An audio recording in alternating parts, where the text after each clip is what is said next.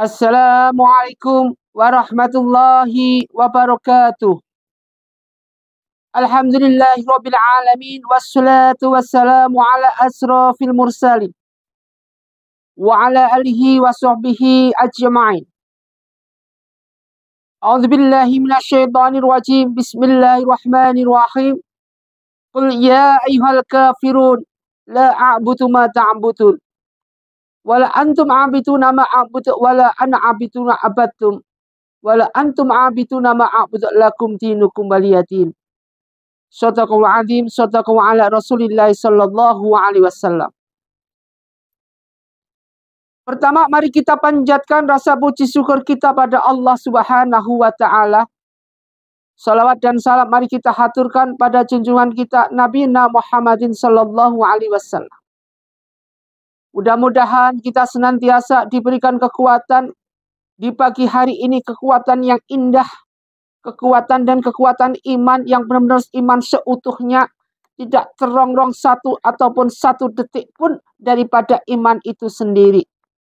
Ma'asyiral muslimin muslimat jamaah rahimatullah, jamaah pencerahan bimbingan amalan yang Ustaz Tazim Ustaz muliakan. Rasa istiqomah yang kita miliki sekarang ini.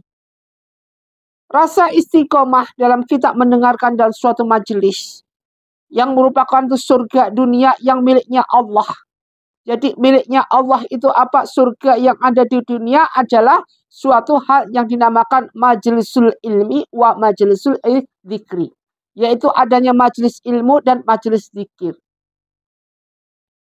Majelis-majelis seperti ini suatu hal yang dibenci dan gak disukai oleh para musuh Allah. Siapa itu? Iblis. Iblis sangat membenci ketika kita mau berangkat dalam menuntut ilmu. Ketika kita mau berangkat di dalam mencari ilmu Allah ataupun segala sesuatu yang berhubungan dengan fikir. Nih, sekarang mau berangkat ke pengajian.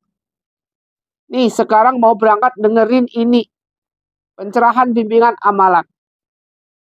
Kadang-kadang sama iblis ini diputar balikkan segala sesuatu yang pikiran kita tadinya ingin bisa menjadi tidak ingin. Yang tadinya pikiran kita menjadi kemauan tinggi menjadi rendah kemauannya. Yang tadinya kita menjadi keinginan untuk mengikuti semua itu menjadi kita ogah-ogah aja. Disebutkan dalam suatu surat di sini disebutkan As-Saba ayat 20 dan 21. Jadi iblis ini senantiasa berusaha merongrong iman manusia. Iman yang tadinya dangkal tidak mungkin dibikin tebal, dangkal dibikin lebih dangkal lagi. Orang yang imannya tebal dengan al-imanu atau minubillahi tebal, dibikinlah dia menjadi tipis remang-remang. Wah, rupanya si iblis ini tidak pernah kenal dengan apa namakan suatu hal yang berhubungan dengan tahan banting. Iblis ini tahan bantingnya luar biasa. Manusia tidak kenal dengan tahan banting. Kenapa? Buktinya manusia rendah sekali, mudah sekali dibelokkan dengan yang tadinya imannya kuat, belok dengan menuju kemaksiatan. Berbuat maksiat suatu hal yang enak sekali. Ini manusia. Pikiran manusia senantiasa belok kanan, belok kiri. Dengan diming-ming segala sesuatu yang berhubungan keindahan dunia, belok, ikutlah dia. Makanya kita sekarang di sini, semua pada kejerat apa yang dinamakan hutang piutang. Banyak mereka terjerat dengan hutang piutang. Masuk ke dalam babakan yang dinamakan ranah riba. Bukan kita menjadi sok alim, tidak. Tetapi ketika kita diberikan suatu hal untuk didekatkan seperti ini, dijerumuskan atau terjerumus dalam suatu hutang piutang yang riba, maka ini centilan Allah untuk kita ingat pada Allah Subhanahu wa ta'ala. Iblis yang memasukkan kita ke situ. Kita sudah tahu seperti ini, bagaimana solusinya? Kita cari solusi. Dengan apa? mendekatkan diri kita pada Allah Subhanahu wa taala. Dengan cara apa? Termasuk dalam mendengarkan pencerahan bimbingan amalan tiap pagi seperti ini secara istiqomah. Jangan sampai kita berpikiran negatif ketika kita mendapatkan atau dalam suatu majelis seperti ini justru kita membenci. Justru kita tidak mau mendengarkan. Ini merupakan suatu kesombongan yang dimiliki mereka musuh Allah yang siapa lagi bukan iblis. Kalau manusia jiwanya seperti ini, hatinya seperti ini, kaku seperti batu, maka dia adalah kaulah iblis. Bismillahirrahmanirrahim. Walaqad sadaqa alaihi iblisu dzanantu fattaba'u illa fariqan minal mu'minin.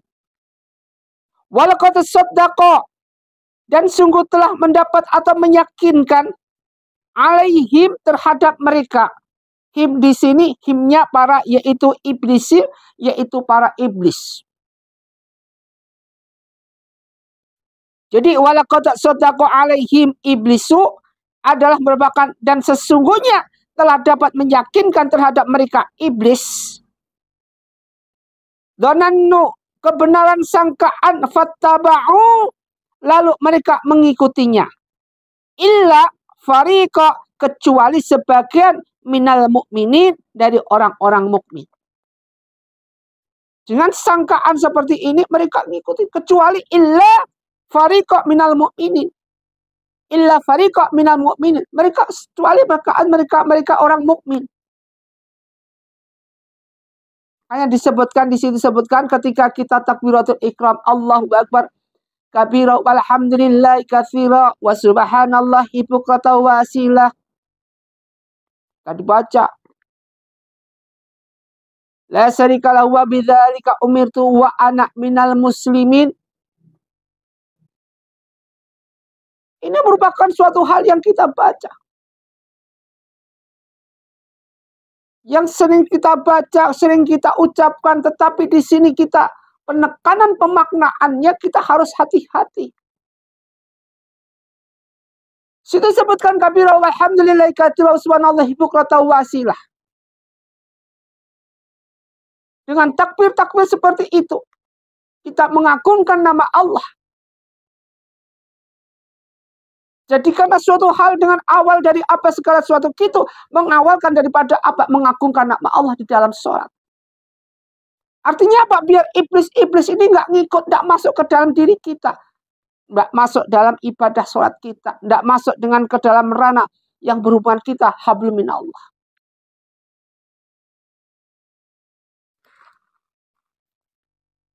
Wa makana, dan tidak ada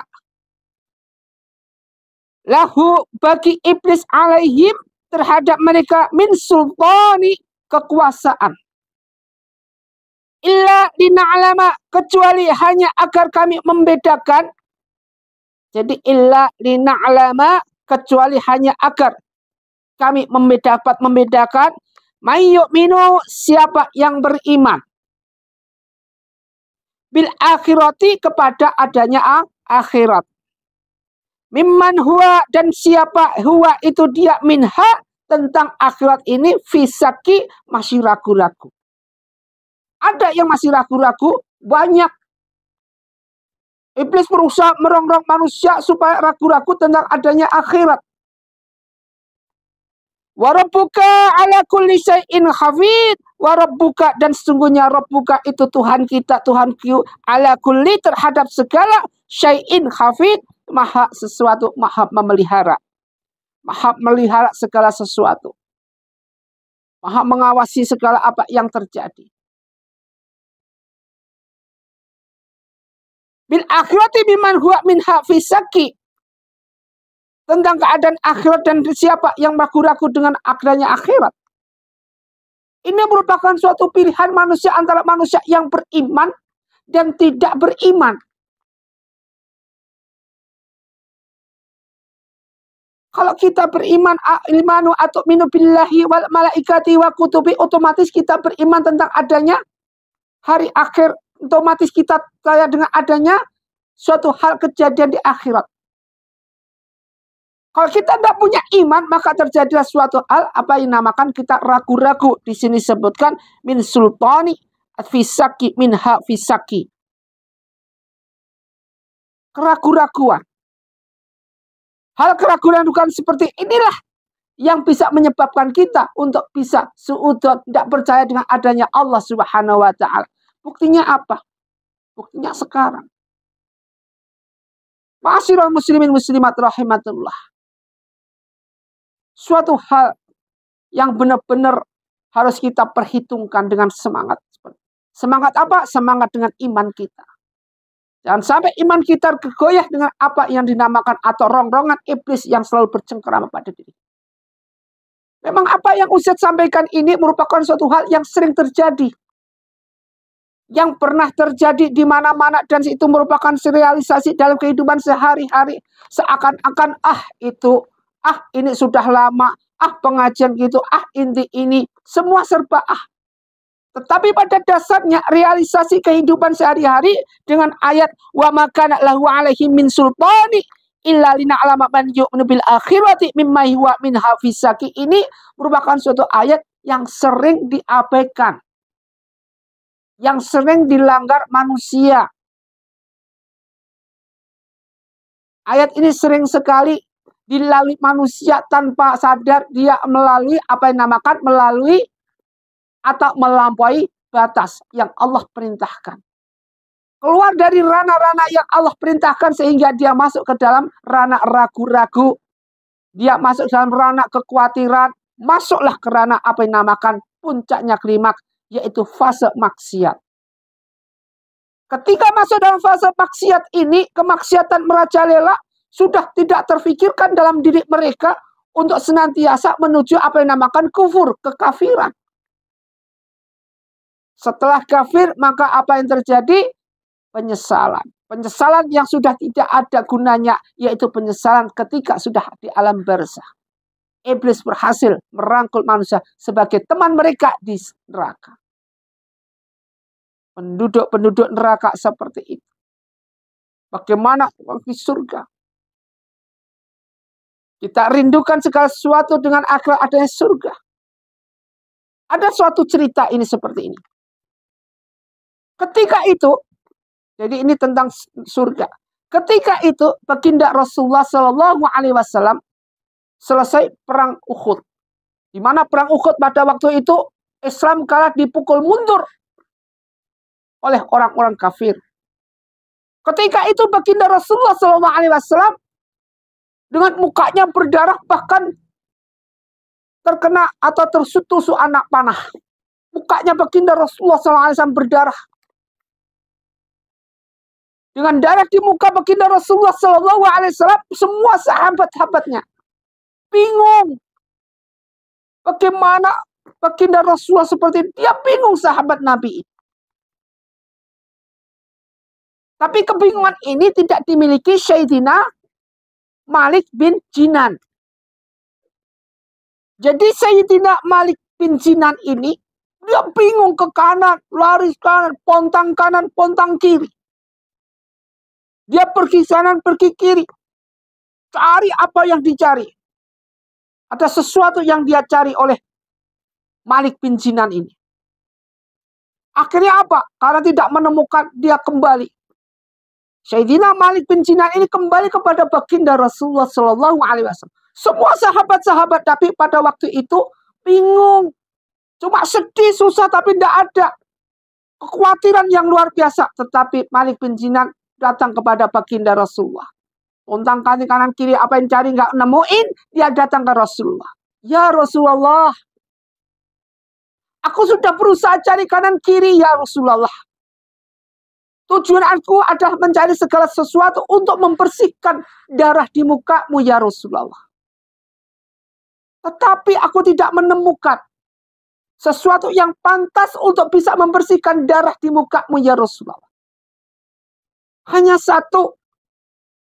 Lidahku ini yang bisa membersihkan kamu, yang pantas untuk bisa pakai membersihkan darah di mukamu baginda Rasul. Jadi Malik bin Jinan ini ingin membersihkan muka baginda Rasulullah pada waktu itu dengan darah yang Hampir semua ada darah di sini di muka baginda Rasulullah dengan lidahnya daripada Malik bin Sinan ini. Kemudian jawab Rasulullah apa? Hai Malik, kalau memang itu keinginanmu, bersihkan. Mendengar perkataan baginda Rasulullah seperti ini, kemudian Malik disuruh membersihkan dengan pakai lidahnya. Bagaimana kalau kita? Sehingga pada waktu itu Malik bin Sinan langsung membersihkan muka baginda Rasulullah dengan darah-darah yang berceceran. Dengan lidahnya. Bersihkan. Bersihkan. Ketika itu Rasulullah SAW bilang, mujah ya Malik. Mujah ya Malik.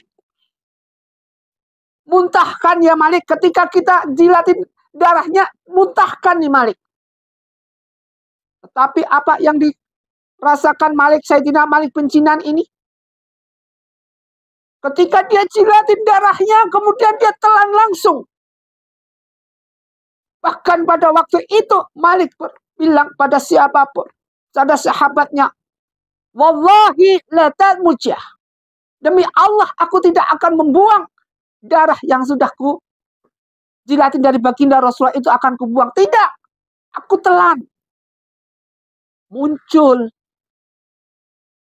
kekhawatiran daripada para sahabat-sahabatnya ini tentang adanya ayat yang nanti akan melanggengkan atau akan ayat yang akan menjerumuskan daripada Malik ini untuk masuk ke neraka. Karena pada waktu itu Malik melanggar 2 pelanggaran. Ketika itu melanggar bahwa apa yang namakan menelan daripada darah. Ini merupakan suatu pelanggaran yang dimiliki oleh orang-orang Islam. Di mana kita minum darah atau makan darah, bagaimana hukumnya? Tapi Malik bin Sinan dia bilang, wallahi la ta'mujah. Demi Allah, saya tidak akan keluarkan darah ini dari mulut saya. Rasulullah tertunduk. Semua sahabatnya khawatir dengan pelanggaran yang Malik lakukan ini. Dijilatin semua muka baginda Rasul sampai bersih. Dan ditelan oleh Sayyidina Malik bin Sinan ini. Ditelan darahnya. Jadi jilatin yang semua itu telah dibersihkan kemudian ditelan. Bersihkan lagi dengan lidahnya ditelan. Bersihkan lagi ditelan. Dengan yakin bahwa itu. Sampai dia bilang, wallahi la ta'mujah. Rasulullah tertunduk.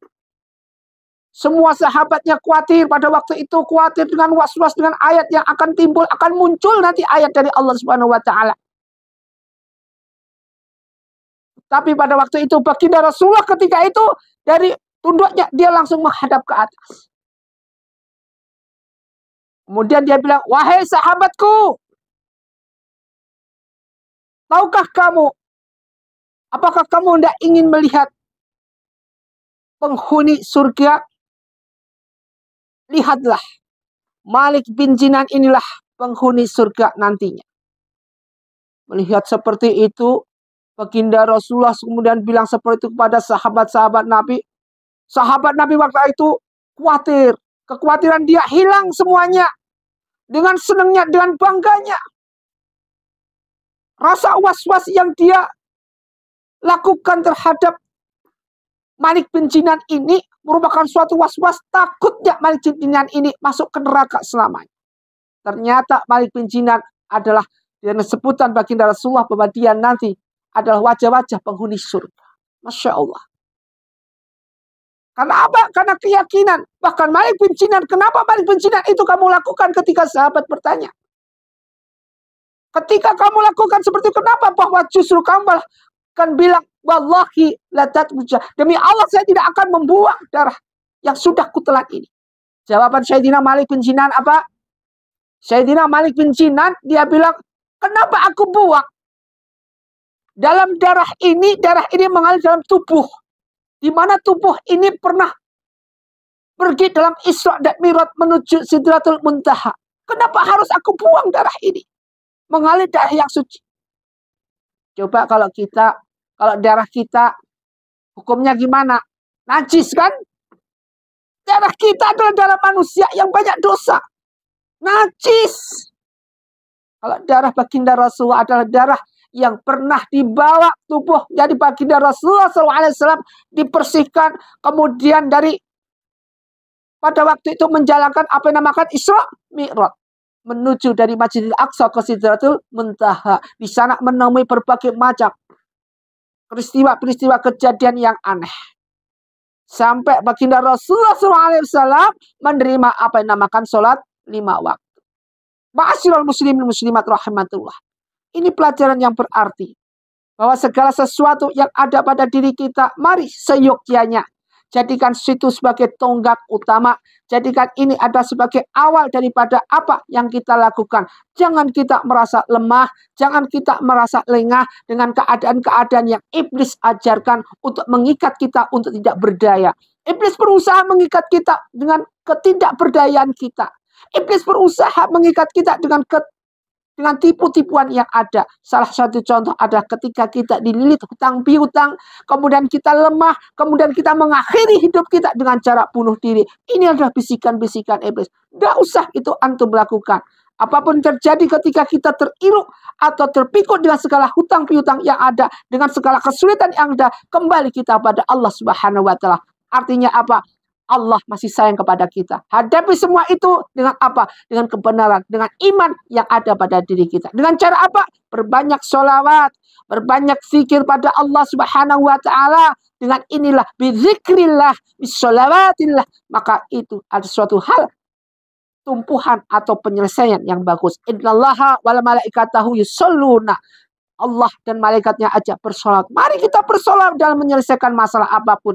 Masalah di dunia tidak seberapa. Justru masalah nanti di akhirat ini yang kekal abadi selamanya. Ini yang harus kita pikirkan. Masalah dunia harus bisa kita selesaikan dengan bijaksana. Dengan apapun yang terjadi kita selesaikan secara bijaksana. Tanpa harus mengesampingkan untuk kita ibadah kepada Allah. Ibadah nomor 1. Semoga bermanfaat apa yang kita kaji. Jika Ustaz salah menyampaikan, Ustaz mohon maaf yang sebesar-besarnya. Usikum wa nafsi bittaqwallah. Wassalamualaikum warahmatullahi wabarakatuh.